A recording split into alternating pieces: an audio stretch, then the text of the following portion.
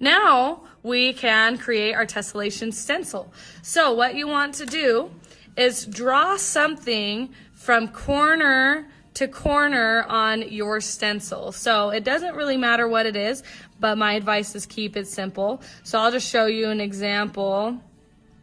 Like if I want to do like kind of a wavy, pointy pattern, corner to corner, like that. So draw something corner to corner, and when you're done drawing it, go ahead and continue watching this video. Next step, you are going to cut out what you drew. Now be very careful. You have to have this all in one piece. If you lose any pieces, it's not going to be a true tessellation. So keep it all in one piece.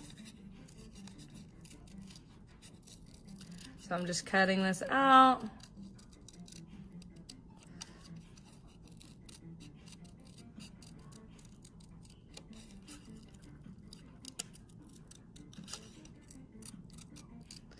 All right, if you are still trying to cut your tessellation apart, pause the video. If you're done though, you can keep watching. So we have a few options of where to put this piece. I can put it right here.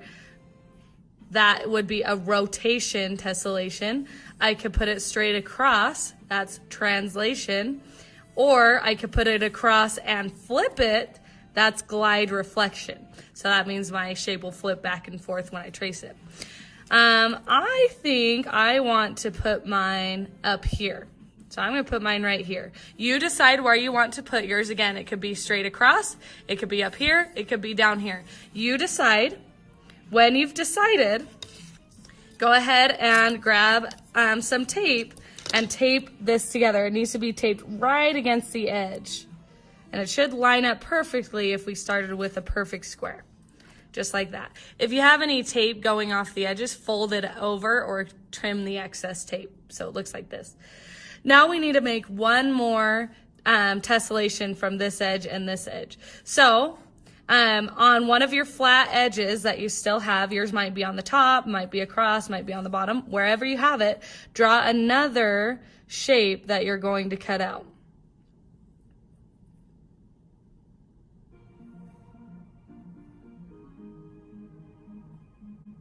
So I just decided to do some zigzags. So if you're still drawing what you want to cut out, keep going. If you've got it, go ahead and start cutting it out. And be very careful because you don't want to end up with any extra pieces. Remember, this all needs to stay together. You can't lose anything or else it won't be a true tessellation.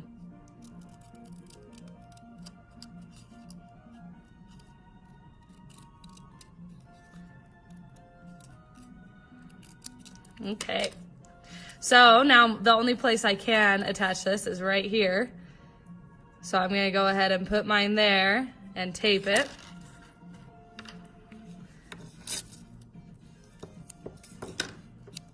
And if you're still trying to cut yours out, remember, pause the video and then play it and then tape your tessellation together when you're ready.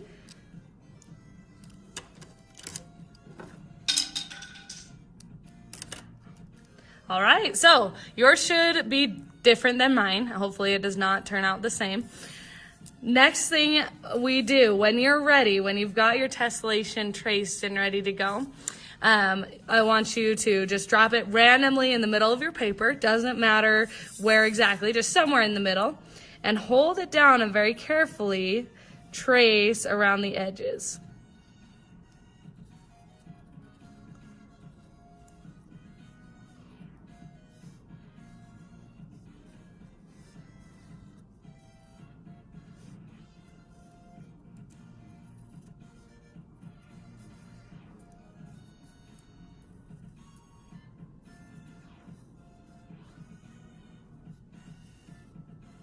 Okay, once you've got it traced once, you can move it, and then if you mess with your tessellation, you should be able to fit it inside the original piece like a puzzle, like mine fits right here. So I'm gonna trace it there again. And anytime it goes off the edge, you just trace where it fits. and just draw right, to the edge. Because we want to fill this page. We want to go all the way to the edges. Okay, then I can turn it again, see where it fits. So right here is my next puzzle piece that fits in. And I hold it, and again, I just trace whatever fits on my paper.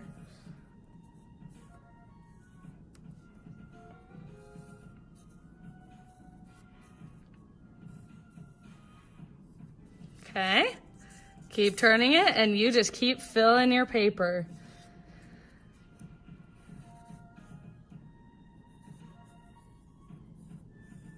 If you're having trouble finding a match, flip your tessellation stencil over and see if you can find a match that way, because there's a chance you did glide reflection without even knowing it, like if you accidentally flipped a piece of your stencil.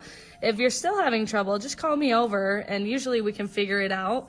We may have to retape together your stencil. Sometimes that happens, but usually we can figure it out.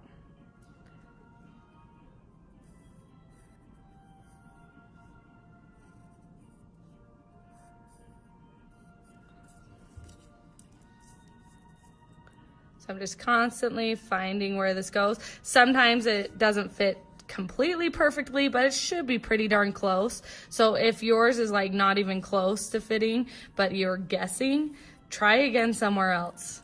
Make sure you're actually getting the best fit.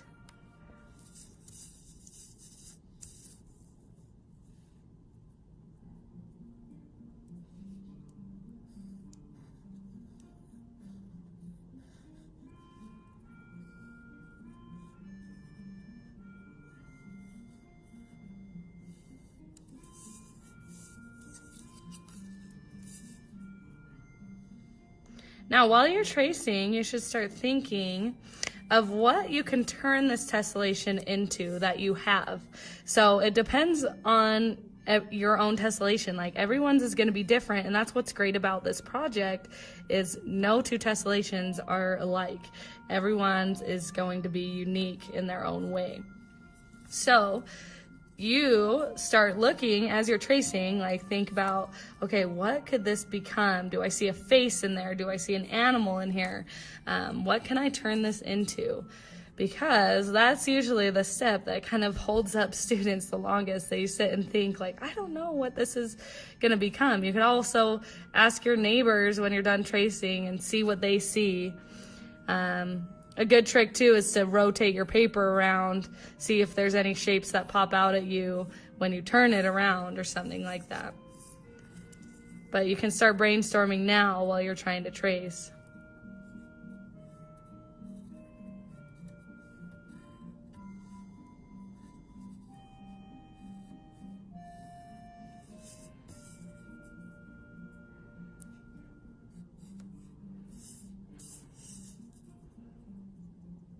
Make sure you're going all the way to the edges. You should fill the whole space. You shouldn't have any sort of border or anything.